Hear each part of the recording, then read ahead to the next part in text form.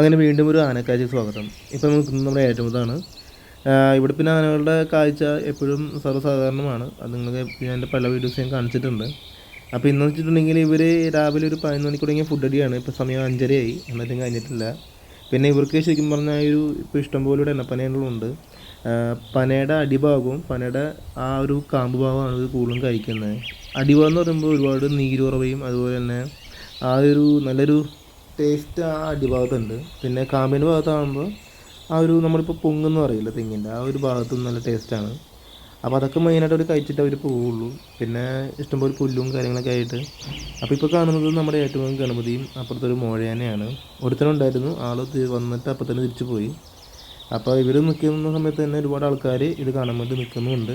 പിന്നെ ഞാൻ മെയിനായിട്ട് പറഞ്ഞു വെച്ചിട്ടുണ്ടെങ്കിൽ ഇപ്പോൾ ഇവിടുത്തെ ആനകൾ എപ്പോഴും എന്താ പറയുക പാവങ്ങളുടെയാണ് നമുക്ക് തോന്നുന്നത്. പക്ഷേ രാത്രി കാലങ്ങളിൽ ഇപ്പോൾ ഒരു ഒറ്റേനെ ഇറങ്ങിയിട്ടുണ്ട്.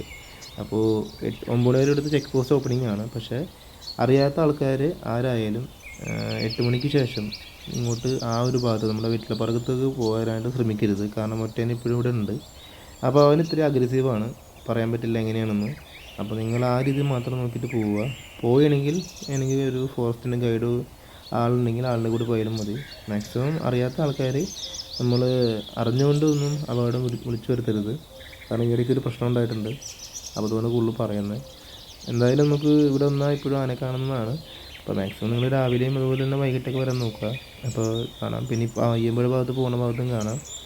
അങ്ങനെ നല്ല നല്ല കാഴ്ചകളൊക്കെ കണ്ടു. നമ്മൾ തിരിച്ചു പോകുന്ന വഴി നമുക്ക് നമ്മുടെ പതിവ് പോലെ കുരങ്ങന്മാരും പിന്നെ തിരിച്ച് പോകുന്ന വഴി റൈറ്റ് സൈഡിൽ ആനകൾ പുഴയിലൊക്കെ ഇറങ്ങുന്ന കാഴ്ചയൊക്കെ കാണാൻ പറ്റി. എന്തായാലും നല്ല നല്ല കാഴ്ചകൾ കാണാൻ പറ്റി. ഇനിയും നല്ല നല്ല വീഡിയോസ് വരുന്നതാണ്. ഓക്കെ, അപ്പോൾ എല്ലാവർക്കും എന്താ പറയുക, ഇനിയും നല്ലൊരു അടിപൊളി ട്രാവൽ വീഡിയോസ് നമ്മൾ വരുന്നു. എല്ലാവരും കാണാം. പിന്നെ നമുക്കിനി അടുത്തത് വട്ടവട വീഡിയോസ് വരുന്നത്. അപ്പോൾ വട്ടവട കുറച്ച് കാഴ്ചകളൊക്കെ നമ്മൾ പോയി വന്നിട്ടുണ്ട്. അപ്പോൾ അതിൻ്റെ വീഡിയോസൊക്കെ ഇനിയും കുറേ വരുന്നതാണ്. അപ്പോൾ എല്ലാവരും സപ്പോർട്ട് ചെയ്യുക. ഓക്കെ, പറ്റട്ടെ.